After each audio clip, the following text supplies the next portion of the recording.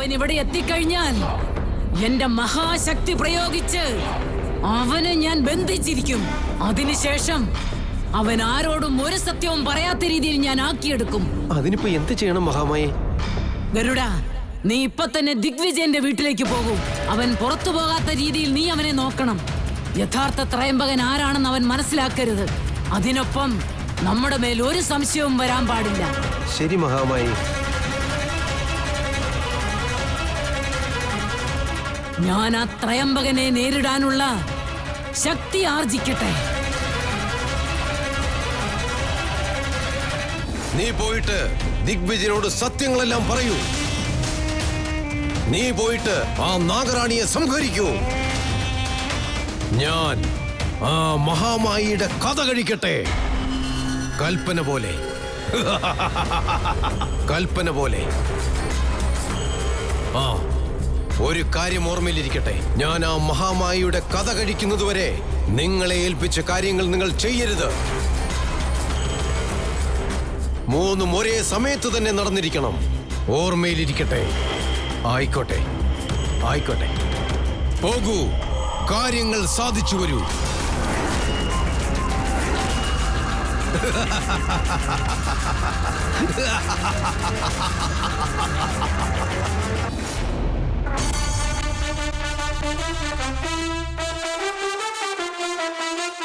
എടി ശിവാനി, ഒരു ബഹുമാനം ഇല്ലാതെ എന്നെ എടി ശിവാനി എന്നൊക്കെ വിളിക്കാൻ തുടങ്ങിയോ നീ? നോക്ക് തൃശൂൽ, വന്ന് വന്ന് എനിക്ക് നിന്റെ പെരുമാറ്റം തീരെ ഇഷ്ടാവുന്നില്ല കേട്ടോ. ഏയ് എന്തായാലും നമ്മള് ഭാര്യയും ഭർത്താവ് ആവേണ്ടതല്ലേ. അപ്പൊ ഇങ്ങനെ വിളിച്ച സാരമൊന്നുമില്ലല്ലോ. എന്താ നീ പറഞ്ഞ? ഭാര്യയും ഭർത്താവോ? ഇതൊന്നും അത്ര ശരിയല്ല തൃശൂൽ. ഏയ് ശിവാനി, നീ എന്ത് വേണേലും പറഞ്ഞോ, നമ്മള് കല്യാണം കഴിച്ചിരിക്കും. നീ എന്നെ തന്നെ പ്രേമിക്കും, കണ്ടോ? ഇല്ല, ഞാൻ നിന്നെ ഒരിക്കലും പ്രേമിക്കില്ല. നിന്റെ കൂടെ നിൽക്കുന്നുമില്ല. ശിവാനി നിക്ക്. ശിവാനി, നീ എവിടെ പോയാലും നിന്റെ പുറകെ ഞാൻ വന്നുകൊണ്ടേയിരിക്കും. ശിവാനി, നീ എവിടെ പോയാലും ഞാൻ നിന്റെ പുറകെ വരുമെന്ന്. നീ എന്റെ പ്രണയം സമ്മതിക്കുന്നത് വരെ നിന്നെ ഞാൻ വിടുന്നില്ല. നീ എന്റെ പിറകെ വന്നിട്ട് ഒരു പ്രയോജനവും ഇല്ല. ഞാൻ നിന്നെ പ്രേമിക്കില്ല. ഏയ് ഹലോ,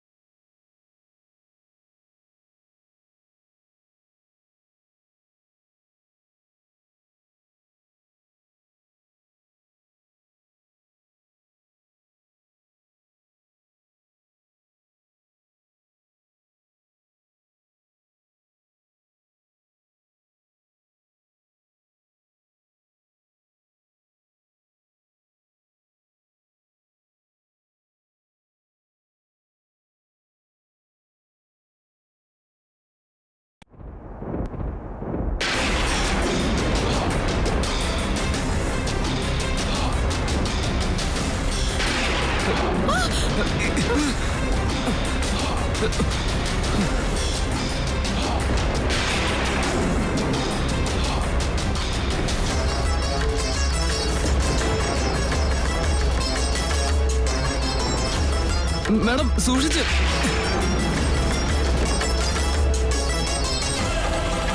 ഇതെന്തിവിടെ സംഭവിക്കുന്നത്? Madam, madam, madam, madam, madam, madam. Madam,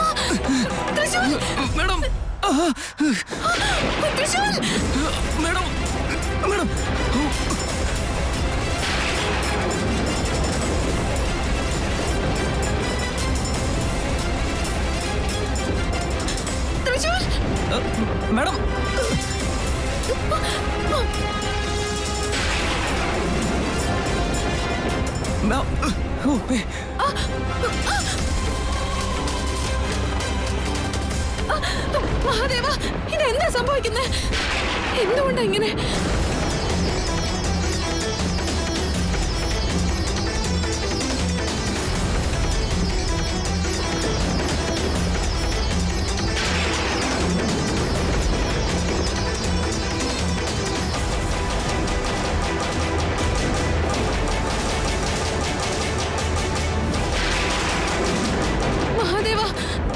ഇതെന്താ ഇവിടെ ഇങ്ങനെയൊക്കെ സംഭവിക്കുന്നേ? ഇല്ല, ഇതാരും മനഃപൂർവ്വം മനഃപൂർവ്വം തന്നെ ചെയ്തോണ്ടിരിക്കുന്നതാ. ആരാത്? ആരാത്?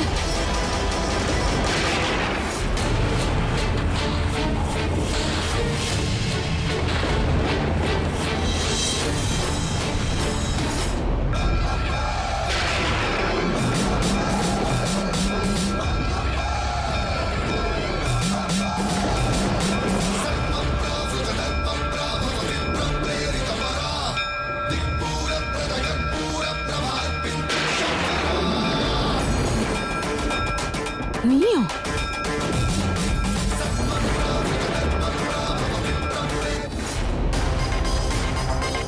എന്തിനാ എല്ലാരോടും ഇങ്ങോട്ട് വരാൻ പറഞ്ഞത്? എന്താ കാര്യം?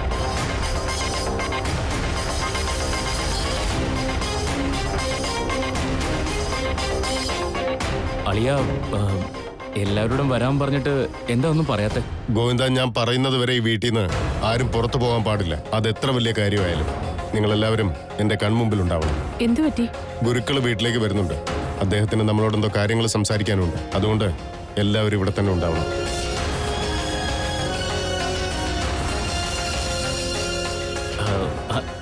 അളിയ, എന്താ കാര്യം?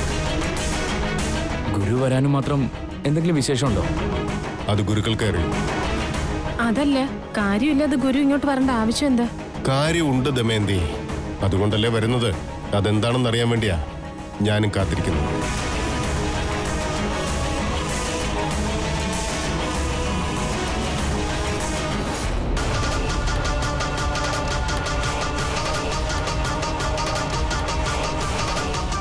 മുതലാളി, ഗുരുക്കൾ വന്നു.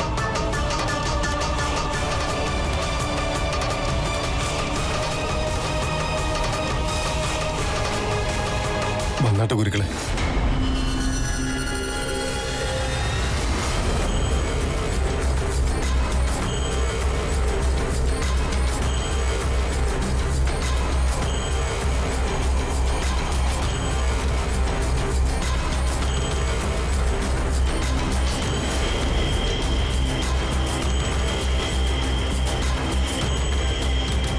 ഗുരുക്കളെ, വന്നാട്ടെ ഗുരുക്കളെ, അങ്ങോട്ട് ഇരുന്നാലും.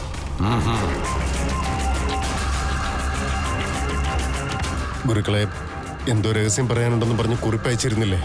ഇപ്പോ അങ്ങ് തന്നെ നേരിട്ട് വരികയും ചെയ്തു. അറിയിച്ചിരുന്നെങ്കിൽ ഞാൻ അങ്ങോട്ട് വന്നേനെ. കാര്യം വളരെ ഗൗരവമുള്ളതാണ്. ഞാൻ തന്നെ നേരിട്ട് വരേണ്ട ആവശ്യം വന്നു. അങ്ങനെ ഒരു കാര്യം എന്താ ഗുരുക്കളെ? അസത്യങ്ങൾ സത്യത്തിന്റെ മുഖം മൂടി ധരിച്ച് നമുക്ക് ചുറ്റിലുമായിട്ടുണ്ട്. ഇപ്പോൾ എനിക്ക് ആ മുഖം മൂടികൾ വലിച്ചു കീറി സത്യം പുറത്തു കൊണ്ടുവരേണ്ടതായി വന്നു.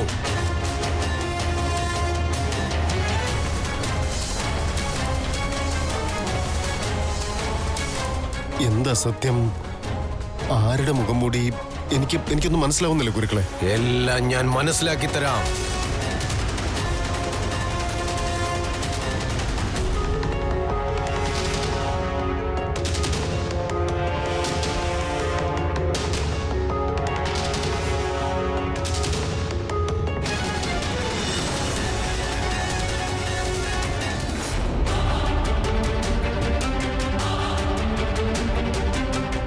ഗുരുക്കളെ, എന്തെങ്കിലും ആവശ്യമുണ്ടോ?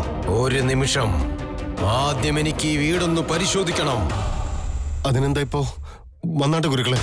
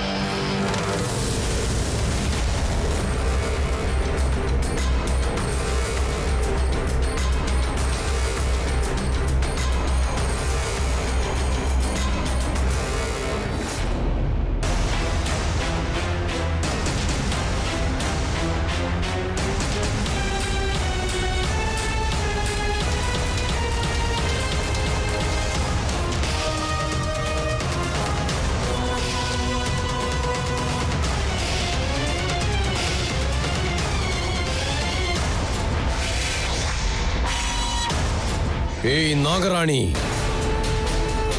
നിന്നെ ഞാൻ ദിഗ്ബന്ധനത്തിൽ ഇട്ടിരിക്കുകയായിരുന്നു. അതിൽ നിന്ന് രക്ഷപ്പെട്ട് എനിക്കെതിരായി വന്നിരിക്കുകയാണല്ലേ? ഇത്രമാത്രം ധൈര്യമോ നിനക്ക്? ഹേ ദുഷ്ട, ഞാൻ ഈ ഭൂലോകത്തേക്ക് വന്നത് നിങ്ങളുടെയൊക്കെ നാശത്തിനാ. നീ എത്രയൊക്കെ ശ്രമിച്ചാലും എന്നെ തടയാനാവില്ല നിനക്ക്. 14 വർഷക്കാലത്തെ ദിഗ്ബന്ധനം മറന്നുപോയോ നീ? അന്ന് നീ അനുഭവിച്ച നരകയാതന ഓർമ്മയില്ലേ നിനക്ക്? ഏയ് നാഗറാണി, എന്റെ ശക്തിക്ക് മുന്നിൽ നിന്റെ ഒരു കളിയും നടക്കില്ല. അത് നിന്റെ തെറ്റിദ്ധാരണ മാത്രം. ഇതിനോടകം തന്നെ എന്റെ ആദിശേഷനെ കൊന്ന് നാഗമാണിക്യം മോഷ്ടിച്ച് നാഗലോകത്തിന്റെ തന്നെ ശത്രുവായി കഴിഞ്ഞു നീ.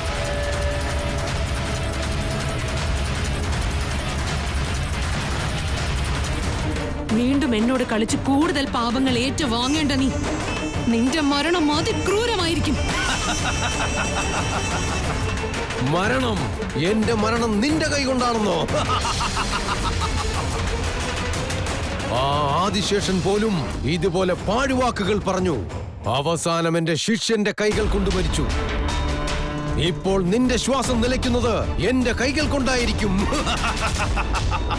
കൊള്ളാം, നിന്റെ വെറും മോഹം മാത്രം അത്. എന്റെ ശക്തിയെ പൂച്ഛിക്കുകയാണോ നീ?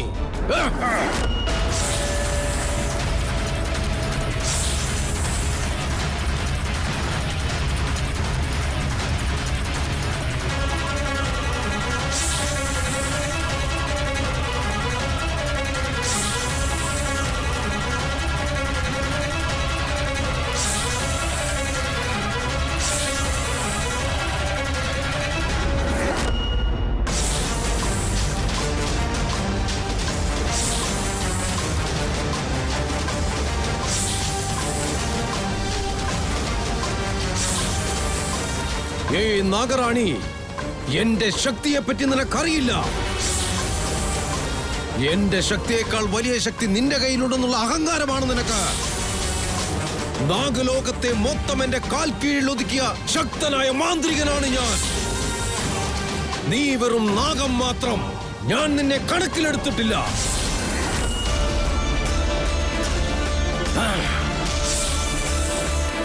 നിന്നോട് വെറുതെ സംസാരിച്ചു നിന്നിട്ട് കാര്യമില്ല. സമാധാനത്തോടെ നിന്നോട് പെരുമാറിയതാണ് തെറ്റ്. ഇതിനുള്ള ശിക്ഷ നീ അനുഭവിക്കുക തന്നെ വേണം.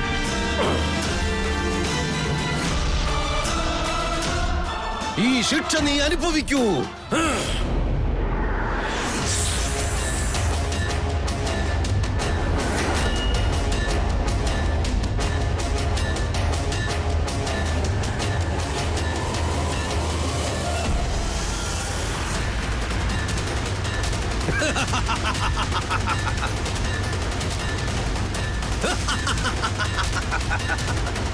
ഇതെന്താ ഇങ്ങനെ?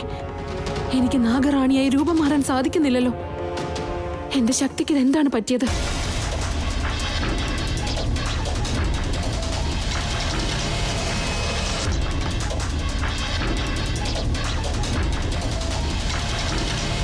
മഹാദേവ, എന്താണിത്? എന്റെ നാഗലോകത്തിന്റെ ശക്തികൾ മുഴുവനും ചോർന്നു പോയ പോലെയുണ്ട്. ഇച്ഛാധാരി നാഗിണിയായി മാറാനുള്ള ശക്തി എന്നിൽ നിന്നും നഷ്ടപ്പെട്ടു പോയി. എനിക്കൊന്നും മനസ്സിലാവുന്നില്ല. ഏയ് നാഗറാണി, നീ ആലോചിച്ചിട്ട് ഒരു കാര്യവുമില്ല. നീ എത്ര തന്നെ ശ്രമിച്ചാലും നാഗറാണിയായി മാറാൻ കഴിയില്ല. നീ ആഗ്രഹിക്കുമ്പോഴെല്ലാം നാഗറാണിയായി മാറാനുള്ള നിന്റെ കഴിവ് നഷ്ടപ്പെട്ടിരിക്കുന്നു. വേണ്ട, നാഗലോകത്തുള്ളവരുമായി നിന്റെ കളി വേണ്ട. പിന്നെ അതോർത്ത് നീ പശ്ചാത്തപിക്കേണ്ടതായി വരും. പശ്ചാത്താപമോ? 8 ദിക്കുകളെയും കൈപ്പിടിയിൽ ഒതുക്കി വെച്ചിരിക്കുന്ന ഈ ത്രയംബകന് പശ്ചാത്താപമോ? ഏയ് നാഗറാണി, എന്റെ മുൻപിൽ നിന്റെ ഒരു ശക്തിയും വില പോകില്ല.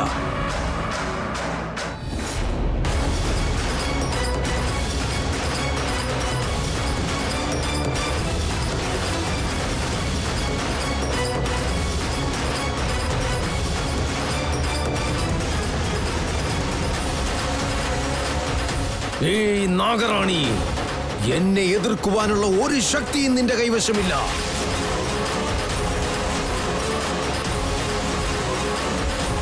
ഇച്ഛാധാരി നാഗറാണി, ഇന്ന് നിന്റെ അന്ത്യമാണ്.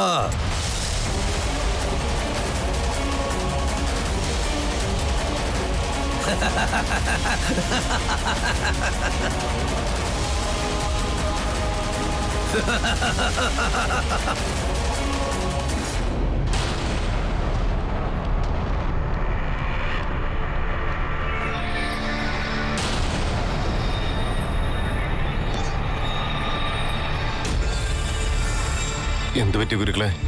വീട്ടില് എന്തെങ്കിലും പ്രശ്നങ്ങളുണ്ടോ? പ്രശ്നങ്ങൾ ഇല്ല. ഇവരോടിപ്പോൾ ഒരിക്കലും ഞാൻ സത്യം തുറന്നു പറയുവാൻ പാടില്ല. ഒരു പക്ഷേ ഞാൻ സത്യം തുറന്നു പറഞ്ഞാൽ ആ നാഗറാണിക്കോ അല്ലെങ്കിൽ ആ മഹാമായിക്കോ കാര്യങ്ങൾ മനസ്സിലായാൽ അവർ ജാഗ്രതരായിരിക്കും.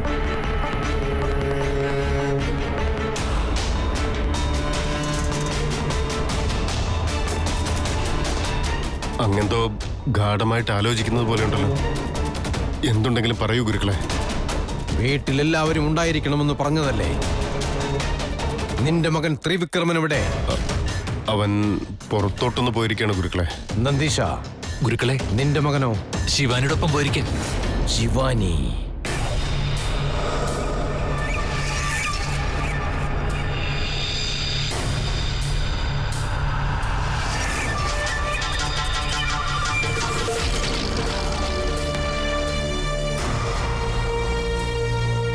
ഗുരുക്കളെ, എന്റെ മോൻ എന്തെങ്കിലും ദോഷങ്ങൾ വല്ലതും ഉണ്ടോന്ന് ഒന്ന് നോക്കി പറയാമോ?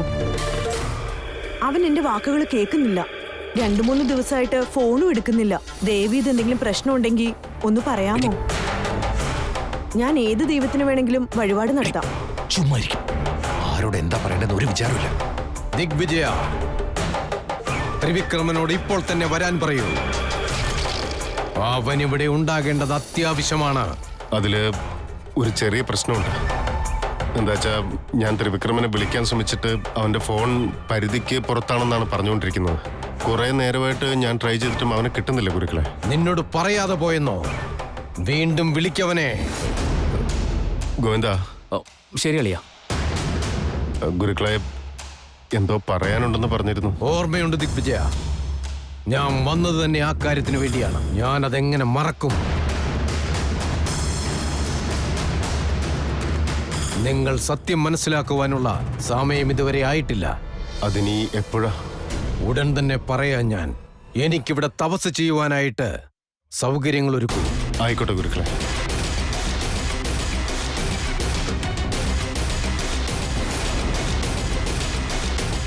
ഈ നാഗറാണി രക്ഷപ്പെടുവാനുള്ള ഒരു ശ്രമവും വേണ്ട. എന്റെ ദിഗ്ബന്ധനത്തിൽ നിന്ന് രക്ഷപ്പെടുക എന്നുള്ളത് അത്ര എളുപ്പമുള്ള കാര്യമല്ല. എന്റെ കയ്യിൽ നിന്ന് രക്ഷപ്പെടാനാവില്ല നിനക്ക്. നീ ആ ദിഗ്ബന്ധനത്തിൽ നിന്നും എങ്ങനെയാണ് രക്ഷപ്പെട്ടതെന്നുള്ള കാര്യം എനിക്കറിയാം. അതിൽ നിന്ന് രക്ഷപ്പെടുവാനുണ്ടായിരുന്നത് ഒരു മാർഗം മാത്രം, മണിബന്ധനത്തിന്റെ സഹായം കൊണ്ട് മാത്രം. നിന്റെ കയ്യിൽ നിന്നും നഷ്ടപ്പെട്ട ആ മണിബന്ധനം എടുത്തത് ഞാനാണ്. പക്ഷേ അവസാനം അത് തന്നെ നിന്റെ രക്ഷയ്ക്കായി വന്നു. പക്ഷേ ഇവിടെ നിന്നും നിന്നെ രക്ഷിക്കുവാൻ ആർക്കുമാവില്ല. ഇപ്പോൾ നിന്റെ കയ്യിൽ നാഗലോകത്തിലെ ഒരു ശക്തിയും ഉണ്ടാവില്ല. നിന്നെ ഞാനിപ്പോൾ സംഹരിക്കാൻ പോവുകയാണ്. ഇനി നീയും ഉണ്ടാവില്ല, നിന്റെ ഒരു അവശിഷ്ടവും ഉണ്ടാവില്ല.